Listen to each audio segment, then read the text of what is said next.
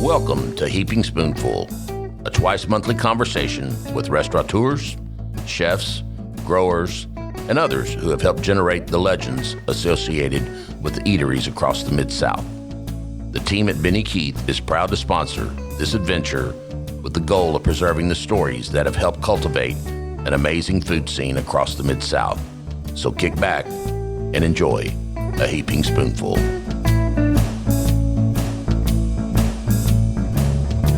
Greetings, everybody out there in podcast land, and welcome to Heaping Spoonful. I'm Kelly Bass, your host, and I really appreciate Benny Keith Foods giving me the chance to visit with some of the top chefs and restaurateurs across the Mid-South on these podcasts.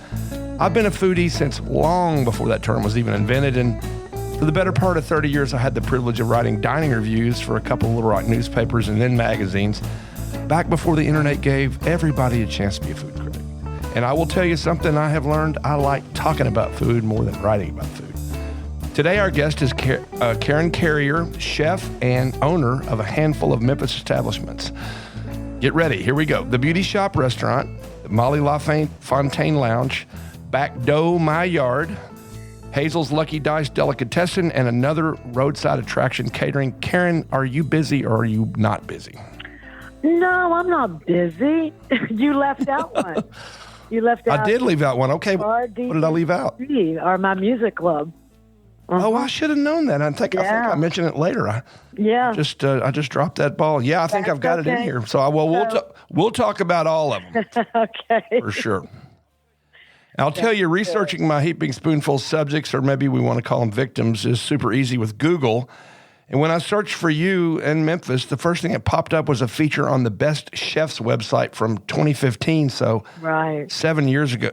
Yep. I wish I could get you to say every word you said in that interview, because I think it really summed up what you're all about as a chef, a restaurant owner, and maybe even the latter more than the former, and as a person. For example, you talked a lot about the importance of the front of house, and not to downplay the importance of what comes out on guest plates, because you got nothing if you don't have good food. But you talked about having a place that looks good, staffed by people who look good and who act right. Can you expand on that a little bit? Absolutely. Well, my thing is, I was a painter. So I went to New York City to be a great painter and to take New York by storm. So I graduated from the Art Academy here, which became the Memphis College of Art, which is now closed. And then I got a scholarship to go to Hunter College in New York City. So, I spent my whole life going back and forth from Memphis to New York for my family and stuff like that. My thing is, my restaurants are paintings. They're just an extension. Oh, I see. Yeah. That's what I call them, So I get a 6-year itch instead of a 7-year every 6 years. I want to do something different. And they don't look alike. If you come into my restaurants, most people know this is one of Karen's restaurants because of the way they look, but they're all very different. And I think it's extremely important. I think the people who wait on you should be as fashionable and they should, let's just put it this way. When I opened the beauty shop, quotation, I made everybody wear, I had beehive wigs. You could be a blonde, you could be a redhead, you could be a brunette, but they was like 5 or 6 or 7 different colors, and they were in the hallway, and you could pick which one you wanted to be that night. Even the guys, they could wear a beehive wig. It was fine. It was hilarious. But I do believe that it has a lot to do. I think people should, our slogan, our logo is look good, eat good at the beauty shop. And I do believe it has a lot to do with it. I think the food should be art that comes on a plate, and it should be colorful, and it should be juxtaposition and the composition. And then I believe that the person waiting you should have a big personality, and that they should be able to really understand and be knowledgeable about the food. And they should look good. If your slogan is look good, eat good, then the people waiting on you should look good. You better look good. Exactly. And I enjoy that. When I walk into restaurants, whether they're here in New Orleans or Memphis, I enjoy somebody, they have a flair. I just sure be waiting on by just anybody. A regular Joe or Jolene. Yeah, I think it's extremely important. And I think it makes the customer more excited about the space, because when you walk into any of my spaces, it's funny. you'll see their heads going like 360 degrees because there's a lot to look at, and it's so different. And then my staff is able to totally tell you the history of the places, or why, what was the past about, how we came to serve the food we do. And there is a lot of history there. It's not just, I shoot from the hip because I'm a painter, but there's a lot of backup to everything we do. Sure. Well, I'll tell you, it's also a differentiator because it just makes your places unique and people don't forget about them. And, everybody, unfortunately, has probably stopped in a Cracker Barrel off an interstate restaurant exit, and they're just all, whatever you think about Cracker Barrel, they're just all the same. And so, yeah, I will tell you that of your restaurants, my wife Ashley and I were turned on to the beauty shop several years ago, and we went in for brunch, and I can't think of a place. Again, there's no gradations of unique. Unique is unique, and it is unique. And it's got a hip, cool vibe. Thanks. And, Priscilla Presley used to get her hair done there. She used to get her done. Yeah, well, exactly. When Elvis brought her back, she was 16 when he came back from Germany after he was in the military. And she was really young, and she used to get her big beehives, done in booth 28. And, she also came in here when we first opened. She was like, Karen, you could put a plaque up, and I was like, oh, thanks, but I never did. But, people do know about it, and it's pretty cute. Sure. Well, and plus it's in such a cool neighborhood. I love that neighborhood. It really is. How did you come to, I know. It's just a neat little part of Memphis, where I love. I went to college there and had a great time. How did you come to find that spot, and what led you to open it as the beauty shop? Well, actually, it was an old beauty salon. It was called the Atkins Beauty. Yeah, well, I knew that, right? And it was a beauty salon. It was a barbershop up front, a beauty salon in the back. And then years later, when Mr. Atkins, he also invented the Pronto Pup, which is très cool.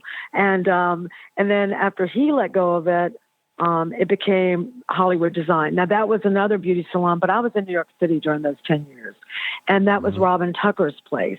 I never came into it at the time. But it was interesting. I had Automatic Slims downtown. I opened in 91, and I sold it in 2008. Right. But in the beginning of 2000, I thought, I want to go into a neighborhood. I want to be in a neighborhood instead of a tourist neighborhood. And so I started looking around Midtown because, I love Midtown, and I spent a lot of time in college hanging out in Midtown and living in Midtown. So I started looking at the Cooper Young area, and I was looking at the space on the corner that at that time was the hemp store, and it used to be like a bike store or something, motorcycle store. And then it was for rent, and I walked in, I didn't get a good feel. I got to get a good feel when I walk into a space. It was pouring down rain that day, and I remember there was a for rent sign on the beauty shop, and the door was cracked open, and me and Wayne Edge, and Wayne builds all my places. He's a sculptor, and he was my best friend at the Art Academy. He still is one of my best friends, and still is a great sculptor. And so I don't have a contractor. I have a sculptor that actually creates these spaces. And so we walked in there, and I was like, oh, man, what the heck is this? And there was a woman in there. She goes, oh, I'm going to rent it as a furniture design shop, or she was going to repair furniture there. But, I said, oh, have you rented it? She goes, no. Well, the number on the for rent side, I went outside, I called the woman, and she said, no, it's not for rent. And I said, well, I'm on my way over to give you some money. And that's exactly what I did. And I just went whoop, because I saw it. It was interesting. All the hair dryers were in there. All the old green sinks were in the areas where they would get their hair washed, and which we made into the dining booths. And, the glass bricks were there, the floor, everything was there that's still there today. All we did was, we took the ceiling, there was a drop ceiling, and we opened it up. And, but basically we left it alone. And you still can sit under a hairdryer chair and have dinner, lunch, brunch, but it's, it has served the test of time, man. It's amazing. Oh, I know, and I'll tell you, we hope people are listening to Heaping Spoonful around the world and even on Mars. But if you're anywhere around Memphis, please go check out. It's absolutely cool. I'll also tell you, because again, as I do my research, I look at websites. Your website is almost as hip as the place itself. So I don't know who you have write the copy for that site, but they're really talented, and it sets the same vibe as the restaurant, and that goes double for the menus. Very creative food, well described and fun. I love a snacksident. I mean, for the apps. But again, it's just, there's a vibe to it, Karen, that is just such a neat feel. And I think, again, it permeates the menu, it permeates the website, it permeates the physical space. And so that those three things work super well together. I really appreciate that. We work hard for that, We just, I came back to Memphis to shake things up here. I love the city. I really love the city. I lived in New York City for almost 10 years. I lived in Nashville for 3 years prior to that. And I when I lived in New York City, I remember I'd walk into a bar when I first got there and they were like, where are you from? I go, Memphis. What? And they would they would roll a red carpet. Who played at your high school dances? Did you ever hear this? Blah, blah, blah, blah, blah, blah. I was like, whoa, wait a minute. So Memphis's name and music and history has really, it goes way beyond the city. And I think, I opened up, I still own Automatic Slims in New York City. I sold the one here. They were very different. The one in New York City was a Memphis juke joint, and it's in the heart of the West Village, still there to this day. We opened in 1986. And basically, it was 9 guys and me. One of the guys was Buster Poindexter from the New York Dolls. And, so now it's just me and my partner, David. And David's father owned the building, and that's how we got in there so cheap and was able to deal with it so easily. Yeah, we still own it to this day. It's at the corner of Bank and Washington. But I think that, I was raised in the 50s and 60s here in Memphis. I lived through the Martin Luther King, death, and I lived through so much stuff. I lived through Stax and, High Rhythm and all. I went to every Goodwill Review where James Brown played and learned how to dance at the Goodwill Reviews at the old Coliseum. So, I went to White Station. We had, it was an amazing class, and we had some serious times. And, we were the first so-called hippies.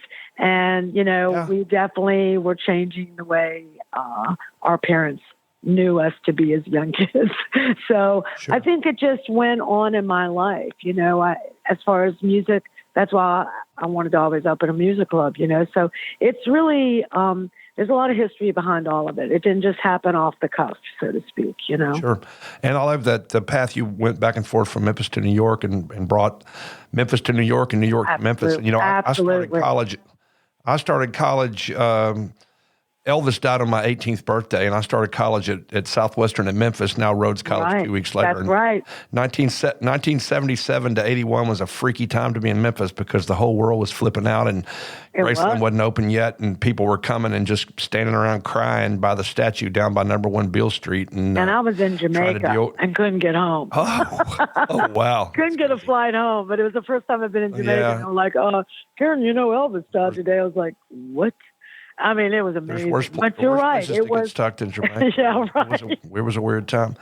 Well, back to again, my experience with the beauty shop started with brunch, and I know it's a big meal for you all. And we did the Sunday, and I know you have it on Saturday, and you've got different items. I'm sure you could have repeated it. I guess you just want to make the experience different for the folks who come on different days. Well, I think the main thing is Saturday, for a long time before the pandemic, we had lunch on Saturday. So we had Monday through Saturday lunch from 11 to 2, and then we would have dinner from 5 to 11.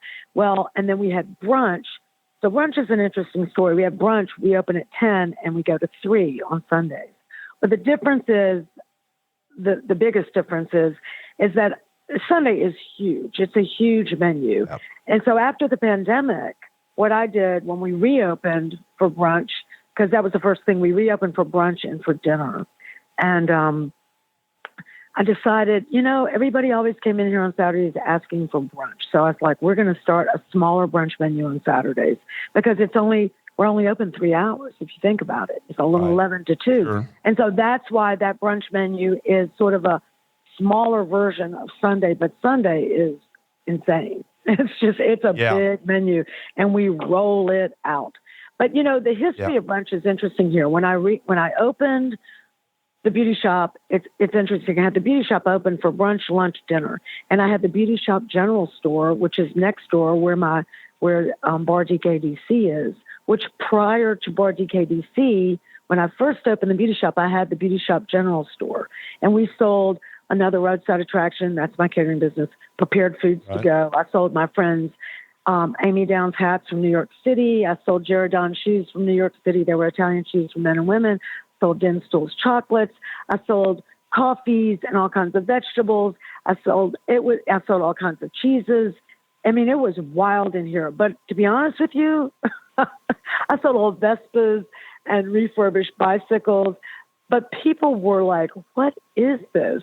And if I'd opened it now, it would be booming. But back then, in 2002, they were sort of perplexed. So after 6 months, I went, I am not a retail girl. This is not working. I need a bar. So I decided within from December, let's be open in July. And in December of 2002, I said, we're closing the general store. And in 2013, we opened up Doe's Sushi. So we opened a sushi bar in the general store. And I did that because I didn't need a Vent-A-Hood. I was like, okay, this is great. Yeah. And they were like, Karen, you don't know how to roll sushi. I said, well, we're going to learn. And we did. And I had all female sushi chefs, and it was awesome. And we did it for 10 years. And I'll tell you a story. I remember seeing them selling sushi at the Exxon station at Ridgeway and Poplar. And I came back and I went, I'm closed to Doe's Sushi. And they were like, what? And I was like, nope, not selling sushi. If they're selling it at Exxon station, not doing it. And I was like, I'm ready to open a music club. So we closed in 2012, Doe's Sushi in December, and January we opened Bar DKDC, which means don't know, don't care. Because they were kept going, what are you going to name? And I went, I don't know. I don't care. And there it was. I went, oh, wait a minute. That's it. So it's just funny how things happen. But going back to brunch. It's right next. It's right next. Oh, go ahead. Door. Yeah, talk. That's right. It's right next door to the beauty shop. In fact, you can get to it from inside the beauty shop because when we built the beauty shop, we needed more kitchen space. So we took over the space next door, which was also for rent. It used to be a gallery, Cooper Street Gallery. And we took that over, and that gave us a huge kitchen in the back.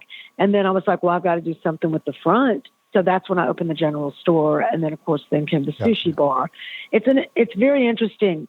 The brunch history, I opened for brunch. It was sort of a normal brunch. And then I got bored. And I was like, okay, we're going to do brunch around the world. So every month I would do like Costa Rica, Spain. Then I would do France, New Orleans.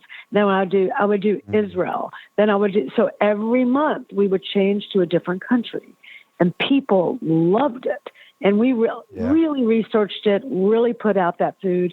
And so what you have now on brunch is finally I decided, okay, it's really hard. It's almost like starting over when you change that much. So I said, we're going to make this basically an around-the-world brunch menu on one menu. And that's why this is so vast, and there's so many countries we pull from. Well, that's great, and it gives everybody a lot of variety. And, and again, by focusing on brunch, I don't mean to slight your lunch or dinner menus. Oh, no, they are equally diverse and creative. Well, one lunch item I have to ask about is, quote, the bowl, ode to food sermon. Is that got a particular meaning, or is that just whatever you want the daily special? No, Food Sermon is a place in Brooklyn. I have two sons. Oh, okay. One lives in Brooklyn and one lives in Sonoma. And Travis would take me to Food Sermon. We walk over there, and this guy, oh my gosh, he's closed. He closed during the pandemic, and I hate that. I've been going to Jamaica for 40 years, long time. And this guy was, I don't know if I think part of his family's from Jamaica, but he had these beautiful dishes, and they were just bowls. You could get 4 different types. And my son knew. He was like, Mom, we got to go here. And we would walk there. And so when I saw this article in the New York Times saying that he had closed, and it just broke my heart. So so that's why it's an ode to food sermon, and we do these bowls. And that's exactly what it is. It's really interesting. Oh. That was my that is cool. Yeah. So you have a kid. I have a kid in Brooklyn. Brooklyn and one in Sonoma. You're opposite opposite ends of the country or sides of the country. We're coast to coast. Two totally cool places, too. Yes. We're a big tribe. I love them both. I tell you, it's perfect. Yeah, that's right, because you got you in Memphis. That's true. So again, steak frite, whole fish, Jamaican duck, shrimp and scallops with a Thai pork dumpling, lamb chops. I mean, that's just from one small section. Again, wildly diverse and hard to name a theme. I mean, that's just like, it's wonderful. It's like, sort of like you said, your brunch. It's got some definitely global tendencies and it's pretty much something for everybody. Well, and this has a lot to do with it. My family is pretty diverse. Okay. I have a lot of family that, my mom's from London, lived through World War II. My dad's family was from Poland. He grew up here, had Blockman Junk Company. He was a dentist, but his brothers kept on with the Blockman Junk. It was down there, Abraham's Deli and the Pinch. But you have to realize I've been going to Jamaica. I spent a lot of time in New Orleans. I spent a lot of time in California. I've traveled Europe all over, and Mexico, the woman I studied under, and she was my roommate in New York City, was from Mexico. She has a cooking school there called Seasons of My Heart, and she has a cookbook out, a couple of them. And, so my thing is, most of my food is about the sun-drenched cuisines, from Mexico to Jamaica to New Orleans to Texas to California. And so to Israel, I mean, it's really those sun-drenched islands, those really bold flavors. And I also have had people who've worked for me for literally 17 years to 40 years. And wow. And I'd never lost anybody during the pandemic. People were like, I can't find anybody. But we lost one person. Everybody came back. And my thing is, I have women from Bangkok that have been with me 23 years, a woman from Vietnam that's been with me 27 years. Those people, their food influenced me because we would do family meals and they would cook and I'm like, oh my God, what is this? And you work side by side with them every day. It's an amazing thing. And so, I would take my food and their food and we would mix it. And so all of a sudden then you had these new cuisines coming out. They were so interesting. It was like Thai, Mexican, Vietnamese, Israeli. I mean, it was great. And so that is really, even from Slim's days in downtown, it was Caribbean, Southwestern. It always had that real crazy, yes, it is global. Back then they called it, quote, fusion, which most people don't use anymore. But to me, it's just really those sun-drenched islands. And, I think it's extremely important. And also, your influence, as you influence people that work with you, they influence me. And I think that's part of it, a big part of it. Yeah. Well, the diversity, not just, the reason you have diverse foods because you got diverse people from different places making the food that they grew up with. Absolutely. So it's not like, let's try to do Israeli, although none of us have ever been to Israel or known anybody from Israel. You've got people that you know. Oh, I do. Yeah, my family. Oh, I know. Yeah. Totally, big time. Yeah. But then I would eat this breakfast every morning in Israel. And that's, part of it was on a Lazy Susan. They would bring you this really thin, beautiful herb omelet. And then on the Lazy Susan was the labna yogurt and the fig jam and the tahini and the Israeli salad. So what do? I put it all on one plate. And I'm like, holy, this is a lot of food on one plate. And I'm like, Karen, I'm like, well, I can't put Lazy Susans on the table, but maybe I could, And so it's really funny. But that's where all that stuff like the Benedict, that's just a take on our crispy duck at night. But it was a play on Benedict. And I was like, I just laughed at myself. And they were like, Karen, this is so stupid. I'm like, I think it's pretty cool. Let's do it. It'll work. Well, I was looking at the beauty shop's lunch menu, and at the bottom right, I saw a little 5-item Hazel's Lucky Dice deli. Yeah, that's right. And I Googled it. I found out that it used to be a standalone spot, and I guess now it's inside the beauty shop. That's right. Is that right? What it was to go. So during the pandemic, this is how it went. So I never shut down. When we found out on Thursday that we had to close on Friday night, we could do to go. What I did was I brought all my staff in from the Molly Fontaine Lounge, from RGKDC, from Beauty Shop, from another roadside attraction, everywhere. And from Backdoe Me Yard. Me Yard means my yard in Jamaica. That's how they say it. That's what it is. Right. And Backdoe means come meet me in my back domain. That's such a Memphis slang, right? And so, and people thought, oh, it's sushi. I'm like, no, it's door. It's dough. It's Memphis. Yeah. It's funny. But what happened was I opened Back Domi Yard in October of 2019. And then what happened was it just started pouring down rain. And what I was doing, I was showing old movies there. I had a rotisserie. It was like outside behind the beauty shop, I created a little Jamaican oasis. And it's beautiful. Yeah. And so that was Back Domi Yard. Well, after 4 weeks of pouring down rain, I didn't have any covers. I had umbrellas. And I was like, this is ridiculous, you know.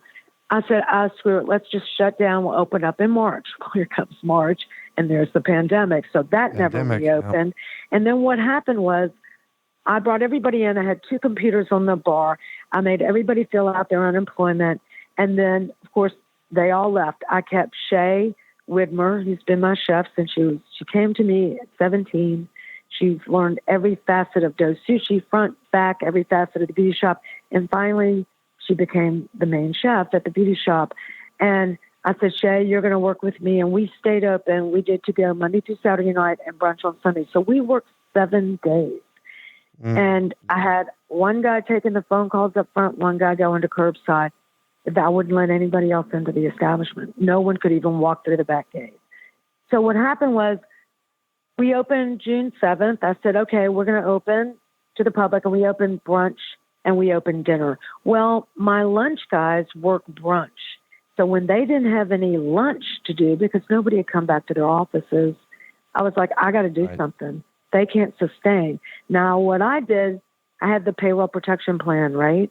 So I took, they were making $600 stimulus plus their unemployment. These people were staying at home making $800 something a week. It was great, you know? So when I decided to open, I said, okay, guys, I'm going to pay you exactly what you're making staying at home until it runs out at the end of July. I can't remember, the end of August. And they all said, cool, we'll come back. And that's how I got everybody back. It worked out beautifully. And so, but then I looked at my guys after the stimulus ran out and realized I've got to do something. So I said, I've always wanted to open a deli. I was raised in an Orthodox Jewish home. We ate deli every Sunday. I spent so much time, you know, at all the delis in New York, you know, and Katz's and just tons of them, right? Sure. So I said, I'm going to open Hazel's Lucky. My mother's name is Hazel. She's 93. She's alive. So we opened it in DKDC during the day because we don't have, nothing was going on in here during the day.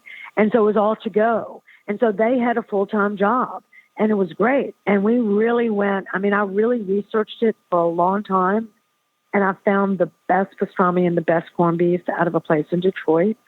And I had to get my purveyor to go pick it up and bring it to me.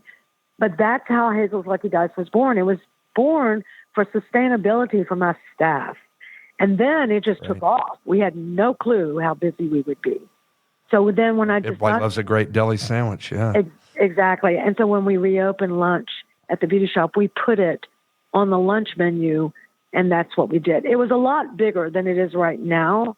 And so we're getting ready to add back some of the stuff we had taken off. But, you know, that's how that whole thing was. Yeah. Well, that's cool. And again, it honors your mother, and it also honors your past growing up in a Jewish household, and deli was a big deal. And I think I saw in that article, you know, you go to delis in New York, you went to delis in Miami, and then you ended up going, so you were comfortable in New York before you ever went up there for graduate school. And you went up there for graduate school, and then tell the story of you got a chance to help somebody with a restaurant, and maybe that was the end of graduate school. Is that sort of? Well, sort of.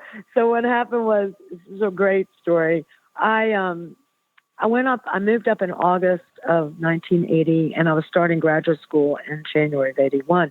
And I had a friend from Memphis who used to wait tables at the half shell, but she had gone to this cooking school in New York City, and it was like 6 weeks, 6 days a week, 10 hours a day. And you went through like butchering and catering and mother sauces. And so she said, Karen, if you take this course, I'll get you a job. She started running Martha Stewart's catering business. Her name is Sarah Jane Foster. Oh, wow. And so I did that. I went and took that time when I first got there, and it was just great. I loved it. I couldn't believe how much I loved it. My mother was a fabulous cook and baker, but, you know, that wasn't my thing. I was a painter, you know, wanted to be an artist. And so I did this 6-week. And the day we graduated, a whole bunch of us the day we graduated from the cooking school, a whole bunch of us went to the Lone Star Cafe in New York City, and Stevie Ray Vaughan was playing. And so I was in the bathroom, and I was in a stall, and I heard somebody, talking about their catering business, and they were also smoking some weed. And I was like, I'm serious. And so I kicked the stall open, and I said, wait a minute, what's going on? And so they were like, well, this woman introduced herself. It was Susanna Trilling. That's my friend who's in Oaxaca, Mexico now. And she was like, I have a catering business, and, I'm looking for staff. I said, man, I need a job. And so, I literally the next day, she told me where to come. She hired me. And then I went down to Avenue A. And Avenue A on the Lower East Side is not at all like it is now. It was very funky, a lot of junkies. It was really weird, real sketchy. And so I got off the subway and I stepped over like I thought dead bodies, but they were alive. And so I kept knocking on this door. Nobody came. And so finally somebody screamed my name, and Susanna threw me like an elephant sock down and with a key in it. And I opened the door and walked up like 6 flights of rickety stairs. And when the door opened to her loft, it was unbelievable. There were women there from Belize, from Mexico, from everywhere. There was 6 little apartment-sized stoves pushed together to make one big stove. And they were catering, and they were getting ready to go to this gig and that gig. And she was like, come on, Karen. And I started catering with her. And I flipped out. I loved it. And we opened the Nile wing of the Metropolitan Museum. It was the Zackler wing. We did Calvin Klein's 50th birthday party. He was flown in a helicopter on Long Island. I mean, we did breakfast in bed for the head of GE on Fifth Avenue. I mean, we did the craziest stuff, but I really got to see New York City in the best way possible. And I did start graduate school, but within 6 months, she came to me. She said, I was still catering with her, but she goes, Karen, we're going to open a restaurant. You got to quit graduate school. I was like, no problem. I just quit. I can do that. Literally, we started opening restaurants. That's what happened. What year was this about? That was 19. We opened up Rick's 181 Cafe in 1984. And let's see, 1982. And that was owned by the Empire Diner people. And then we opened up the Bonton Relay. So we went down to the World's Fair in New Orleans in 84. And we went all the way down to the bayou, and we just dodged, which means we worked for free for every place we wanted to learn from. And we did it all the way down from New Iberia down to the Appalachia Basin. And then we came back and we opened up the Bonton Relay in Tribeca, which that was before Tribeca was Tribeca. And the only thing down there was Teddy's, which is hopefully still around. But it was wild. And Gregory Hines and Jeremy Irons, they were our partners. And I'm telling you, it's been wild. It has been that sounds so fun. And that, I graduated college in 81, and the 80s were a wild time in Little Rock, Arkansas. They were. And it was a great time in New York City. It really was. Oh, I'm sure. And you worked video shoots for The Clash and the Stray Cats. Yeah, it was more catering. Yeah. We were on the road. And with Stray Cats, it was in Brooklyn. We did their video shoot. That was great. And that's when they were first starting out. And it was funny. Back when MTV actually showed videos. That's exactly right. That's exactly right. I know, in The Clash, God, I love it. That's so fun. I love Stephen talking about it. It is funny because when I came back to Memphis in 87, and so then I got a call from the guys from Jim Jarmusch and his crew about doing Mystery Train, and they knew my husband had been in the film business in New York City. And so I had to go to New York to meet a guy from Memphis to come back to Memphis. It's really bizarre. Very true story. And he ended up buying, before I moved back, he moved back in 84. He bought from Ira Sachs Sr. the house, the Molly Fontaine Lounge. He bought the house to live in. Okay. And so I moved from a 450 square foot apartment to a 4,500 square foot house. And I was very confused when I came home. I was like, this is way too much space here. But I started my catering business inside that house. All right. Well, let's catch up on that in a minute. We're going to take a short break here on Heaping Spoonful. We'll be back in just a bit with Karen Carrier, the chef, owner of a bunch of unique places in Memphis, as well as Automatic Slims on the lower west side of West Village. Lower west side, no, the West Village, right? Yeah, West Village. So that's cool. All right, we'll be right back. I hope you're enjoying this episode of Heaping Spoonful. We at Benny Keith Foods enjoy talking about the food scene almost as much as we enjoy providing the top quality ingredients that help restaurateurs and chefs across the Mid-South create their magic. Now let's dive even deeper into the culinary world with your host, Kelly Bass. Okay, everybody, welcome back to Heaping Spoonful. We'll continue our conversation with Karen. So wow, you came back to Memphis in '87. I mean, again, it had to be a little culture shock. And what was your first thing that you did when you got back to Memphis? Did something bring you back, or did you just kind of decide New York, you'd done it and you're ready to do something different? No, I didn't want to leave. But I got married. Actually, I got married in '87 on Mother's Day, and literally, I went back and forth to New York for almost the next year. And, but I was pregnant with my first son. And so Northwest Airlines told me, Karen, when you're 7 months, you can't fly anymore. I go, yeah. And I kept wearing a big coat and they were like, Karen, how many months are you? I go, I don't know. I did not want to leave New York, but I'd come back and I was sort of setting my stage for a catering business. So when I'd come back in town, so I'd go 3 weeks here, 3 weeks there. And what I did was I started doing catering events for free. And that was my big thing. I wanted to get my name out there. But Carol Coletta called me when I was on a 3-week stint back to New York. And she goes, Karen, why don't you come back and do the closing of Brooks? Because they closed to do the big renovation of the addition. And so I did. Mm-hmm. And you have to realize I brought all the hats from my friend in New York. And my staff people were like, what is going on here? And the food, they were like, is this art or is this food? Can we eat this? We were like, yeah, you can eat it. And so another roadside attraction was really born then. And so that was the beauty of that. And then I moved back, obviously, within the year between 87 and 88. And I had to Karen, you got to move home. So I actually set up the business inside the house in the dining room. And then we have a carriage house behind our house, and I started renovation on that. And that's what we made into our commercial kitchen for another roadside attraction. Okay. But I had met a guy in Memphis. I met a guy in New York City who was from Memphis. I had known him in Memphis a little bit, Bob Carrier. My husband passed in 1998.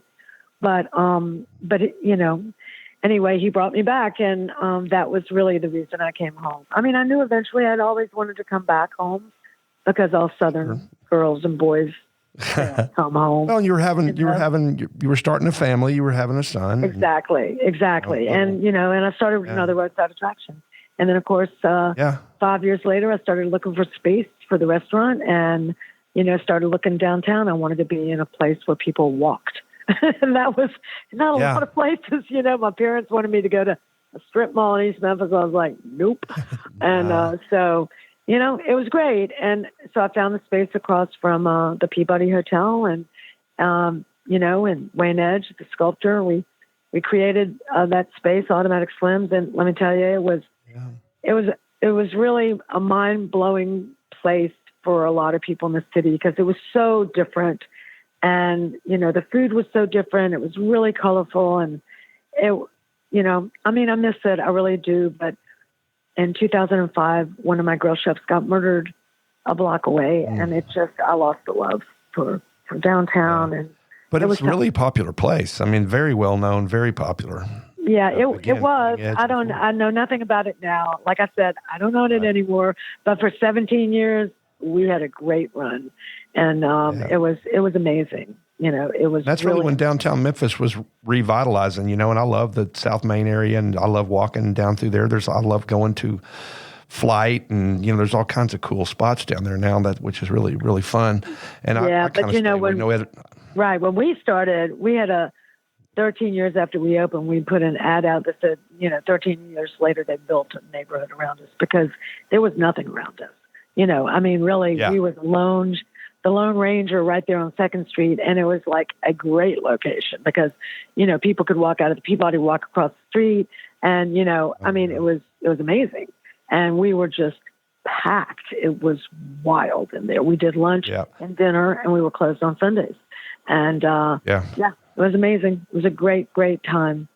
So talk to us about let's talk about the Molly Fontaine Lounge, which is an evening, and I think the website said till 5 p.m. till the spirits go to sleep. Spirits go to sleep, right?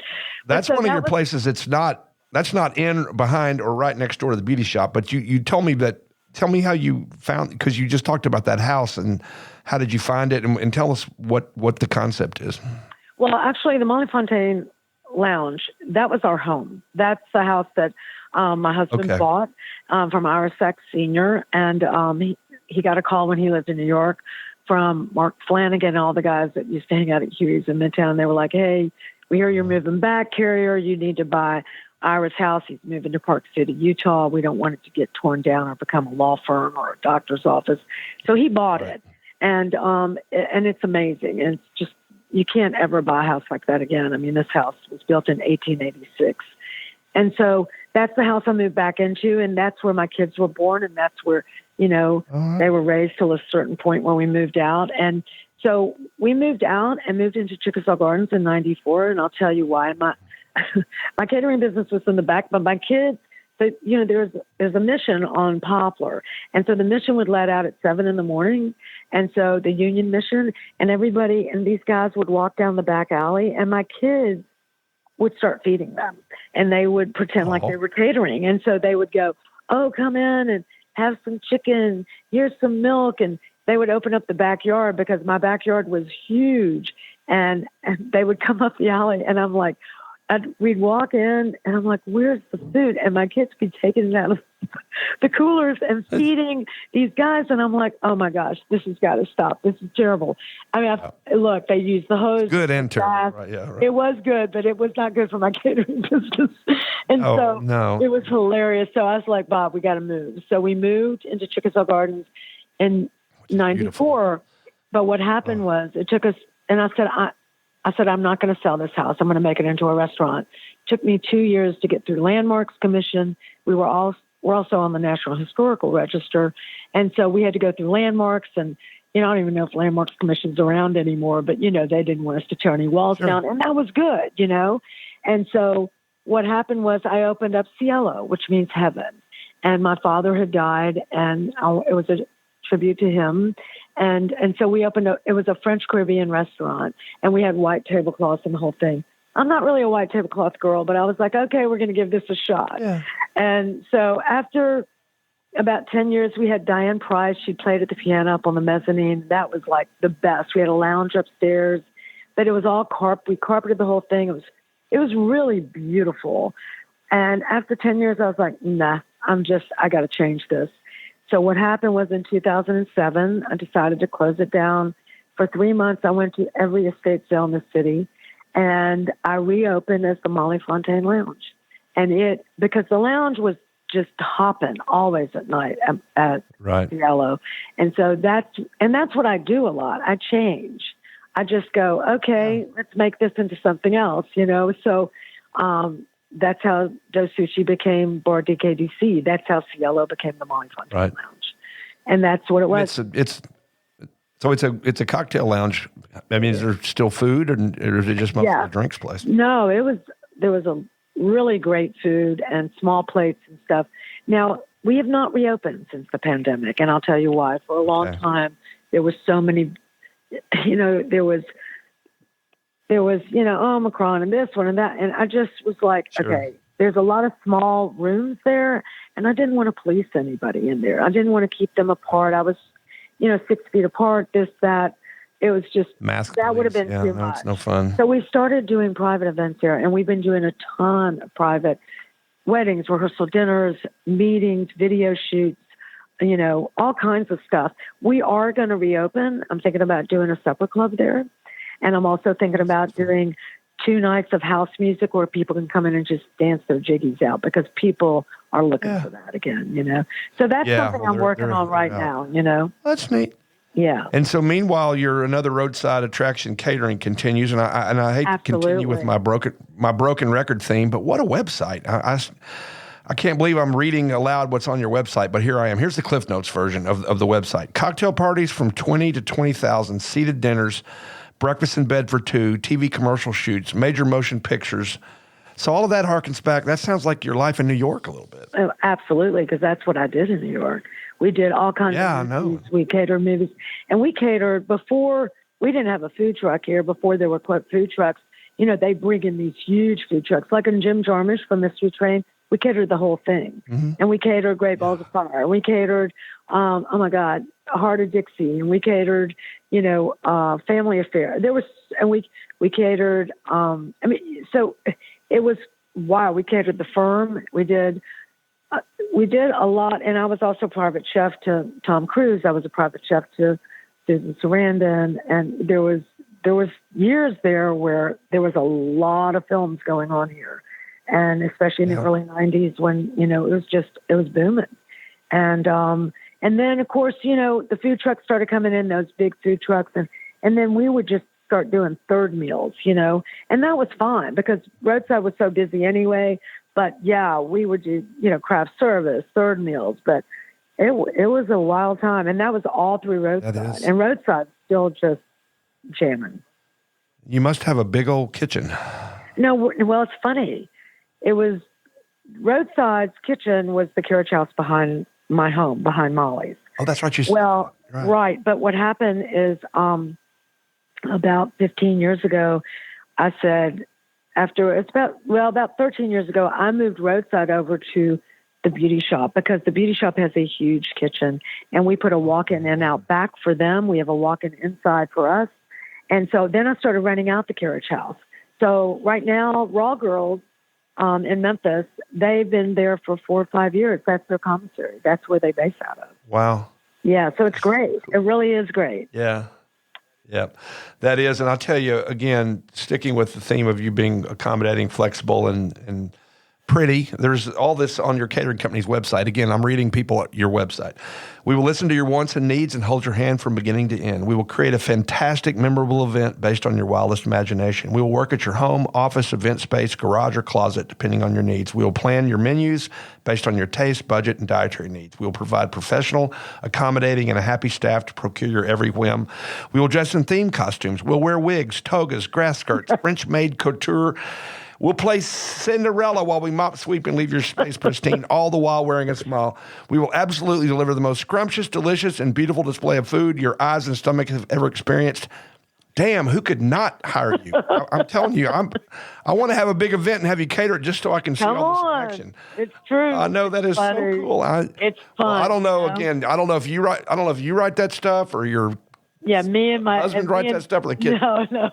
You know, your partner, business partner. That is it's really fun. I tell you, Roadside just was done so much, and Roadside was the baby, and then there was Slim's, and then there was Cielo, and then there was another Roadside to go, and the first when Miss Cordelia's opened up, and then there was the beauty shop, and then there was Do's Sushi, and then there was Cielo, and then there was Bar DKDC, and then there was Becto Me Yard, and then there was Lucky Dice, Hazel's Lucky Dice, and God knows.